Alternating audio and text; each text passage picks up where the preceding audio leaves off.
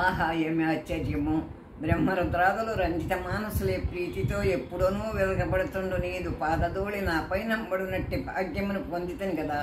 ఓ జగన్నివాసుడా, నేను కృతకృత్యురాలనైతిని. ఓ రామా, నీది లేలేంత విచిత్రముగా ఉన్నది.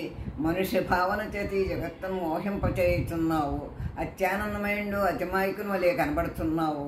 చలనాదులు లేనివాడవైండి చెలించువాని వలె కనబడుతున్నావు.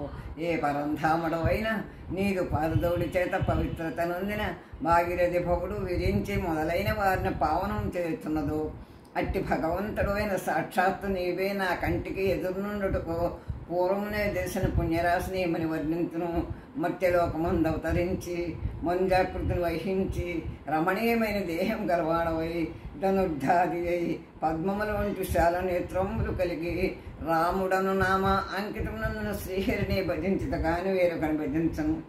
ఎవని యొక్క పాద పంకజ రజస్సును గూర్చి శృతులు వెతకబడుతున్నావో, ఎవని యొక్క నావిసర్జమును చతుర్ముఖుడు జనించును, ఎవని యొక్క నామసారమును భగవంతుడు పురాధస్కృండును, అట్టి శ్రీరామచంద్రుని సర్వకాలము నా హృదయమునందు భావించను. అట్టి రాముడే నాకు శరణ్యని భజించను. ఆ పరాత్పరుడు పురాణ పురుషుడు స్వయంజ్యోతి స్వరూపుడు ఈ రాముడే ఆది కారణుడు. ఇతడే లోకమును భ్రమింపజేయుటకై ఈ మాయా మనుష్య శరీరమును పరానుగ్రహమునకై ధరించెను. ఉత్పత్తి లేనివాడై ఒక్కడై నిరంకుశ స్వతంత్రుడై పరిపూర్ణాత్ముడై తానే మాయాగుణ బింబితుడై ఈ విశ్వమును సృష్టించను, రక్షించను, సంహరించను. బ్రహ్మ విష్ణు మహేశ్వరులను నామభేదములను వహించెను.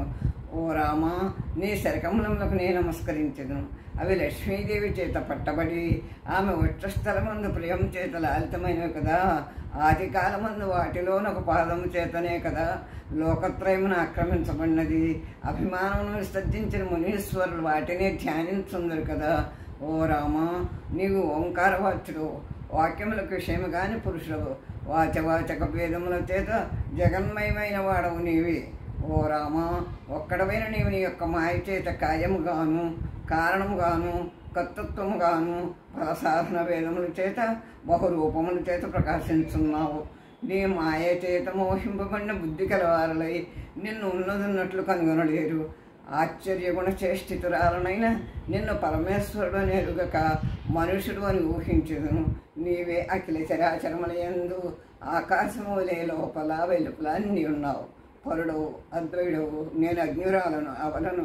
ఓ ప్రభు, నీదు తత్వం ఉన్నదున్నట్లు నేను ఎట్లా ఎరుగుదును. కాబట్టి ఓ రామ, అనన్య మనస్సుతో నిన్ను అనేక మారులు నమస్కరించుదును. ఓ దేవా, నేనెచ్చటను నిన్ను నీ యొక్క చరణాలను ఎడజగని భక్తి నాకు కలిగింపము. పురుషోత్తముడా, నీకు నమస్కారము. భక్తవత్సరుడా, నీకు నమస్కారము. మోహయముల్ని వారించువాడా, నీకు నమస్కారము.